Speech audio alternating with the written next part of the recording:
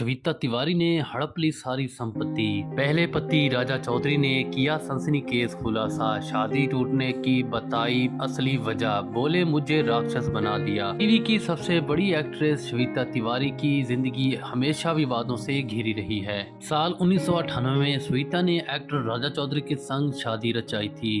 श्वेता और राजा हंसी खुशी अपनी जिंदगी बिता रहे थे।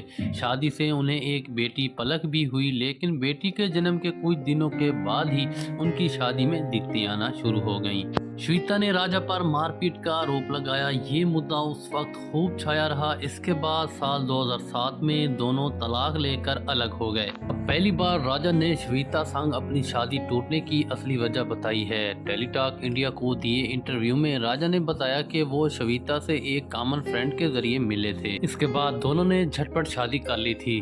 राजा ने बताया कि श्वेता के घर वाले इस शादी के लिए राजी नहीं थे, फिर भी दोनों ने घर वालों के खिलाफ जाकर शादी की।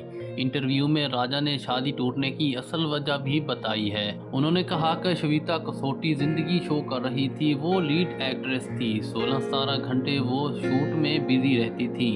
हम दोनों एक दूसरे को समय नहीं दे पा रहे थे। श्वेता शादी से ज्यादा अपने कैरियर पर फोकस कर रही थी। उन्हें सलाह देने वाले कई लोग थे और वो आगे बढ़ रही थी। उसे लग रहा होगा कि मैं अच्छा कर रही हूँ और फेमस हो रही हूँ, तो मैं इसके साथ क्यों रहूँ।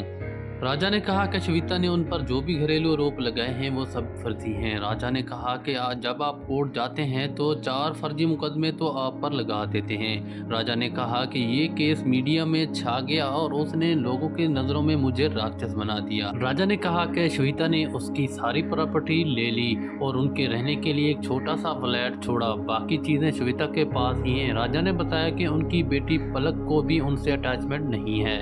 राजा ने कहा कि जो चीज़ें श्वेता ने उनके साथ की वही श्वेता ने अपने दूसरे पति अभिनाम कोहली के साथ भी की। राजा ने कहा कि अब वो ठीक है और अपने काम पर फोकस करने की कोशिश कर रहे हैं। राजा हिंदुस्तानी टीवी शो कैसा है ये रिश्ता अनजाना में नजर आ रहे हैं।